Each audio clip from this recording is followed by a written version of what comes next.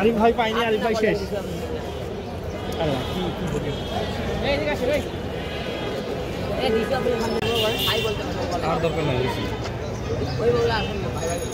আদালতে আসার কারণ হলো যে আমার নামে দুইটা মামলার আজকে হাজতে আছে।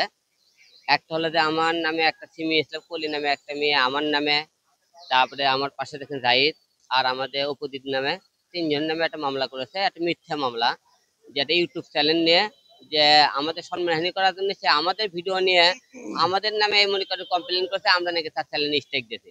যে সে মূলত অন্যায় করেছে আমাদের কন্টেন্ট নিয়ে, সে তার পিছনে না করে উল্টো আমাদের নামে সে মনে করেন মানহানি মামলা করেছে।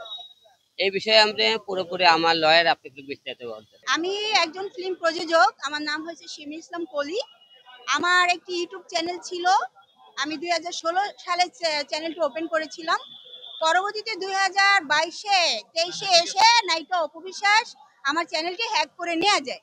চ্যানেলটি হ্যাক করে নিয়ে যাওয়ার পরে তারা বিভিন্ন সময় আমার কাছে টাকা দাবি করে।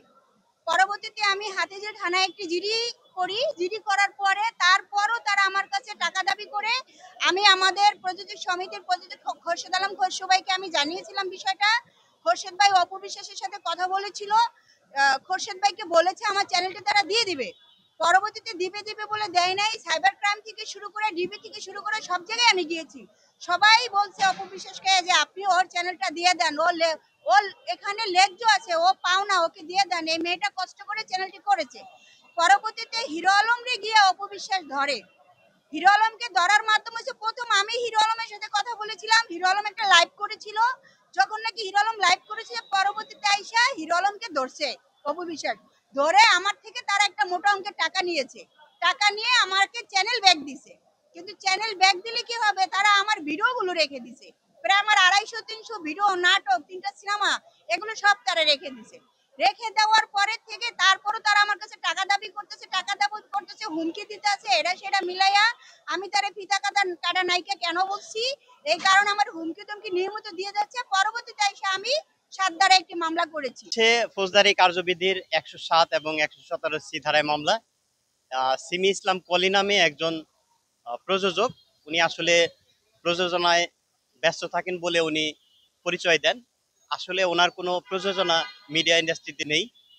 উনি একটা মিথ্যা মামলা করেন আমাদের বাংলাদেশ চলচ্চিত্র অঙ্গনের নিয়মিত অভিনেত্রী অপু বিশ্বাস, সেই সাথে আমাদের জনপ্রিয় কন্টেন্ট ক্রিয়েটর, আপনারা সবাই যাকে চিনেন, যাকে ভালোবাসেন, আমাদের হিরো আলম সাহেব, এবং সেই সাথে আমাদের অপু বিশ্বাসের মিডিয়া ম্যানেজার, অত্যন্ত সফলতার সহিত এবং মিডিয়া ম্যানেজমেন্টের কার্যক্রমগুলি উনি পরিচালনা করে থাকেন।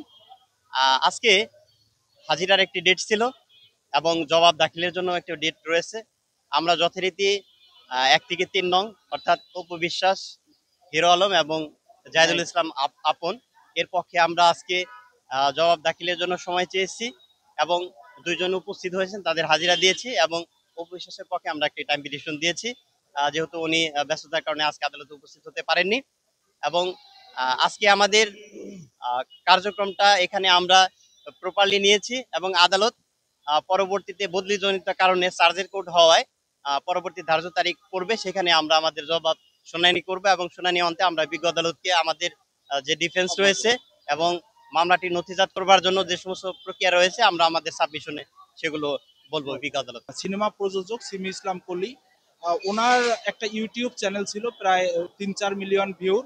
এই ইউটিউব চ্যানেলটা এই হিরো আলম, অপু বিশ্বাস এদের সকলের সম্মিলিতভাবে এই চ্যানেলটা চুরি করে নিয়ে যায়। পরবর্তীতে ওনার এই চ্যানেলটা ফিরাইয়া দিছে, কিন্তু ওনার ভিডিওগুলো চুরি করে রেখে দিছে। এই মর্মে আমরা বিজ্ঞ মেট্রোপলিটন ম্যাজিস্ট্রেট আদালতে একটা মামলা দায়ের করেছি। ওই মামলাতে অপু বিশ্বাস, হিরো আলম এবং অপু বিশ্বাসের ম্যানেজার জাহিদুল ইসলাম আপনকে আসামি করে মামলা করেছি। এই মামলাটা বিজ্ঞ আদালত তেজগাঁ থানাতে তদন্তে দিয়েছে। তো তদন্তে দেওয়ার কারণে যখন এই মামলার বিষয়ে অপু বিশ্বাস জানতে পেরেছে, তখন অপু বিশ্বাস, হিরো আলম, অন্যান্য লোকজনকে নিয়ে আমার এই বাদীকে চকবাজারের ঘটনাস্থলে তাকে হুমকি দামকি দিয়েছে এবং তার গায়ে হাত তুলেছে এবং এই মামলা কেন প্রত্যাহার করে নেবেন এই জন্য তার উপরে চাপ সৃষ্টি করেছে। তার প্রেক্ষিতে আমরা বিজ্ঞ এক্সিকিউটিভ ম্যাজিস্ট্রেট আদালতে একটা পিটিশন মামলা দায়ের করেছি 107-এ। আজকে ওই মামলার ধার্য তারিখ ছিল এবং ওই মামলার ধার্য তারিখে আজকে আমরা হাজির ছিলাম। বিজ্ঞ আদালত ছুটিতে থাকার কারণে মামলাটা আজকে আমরা শুনানি করতে পারিনি। এই কারণে ওই আজকের পিটিশন মামলাতে হাজিরার জন্য অপু বিশ্বাস, হিরো আলম সহ এরা সকলে কোর্টে আসে। আমরা আমাদের বাদীপক্ষকে নিয়ে আমরা কোর্টে উপস্থিত ছিলাম।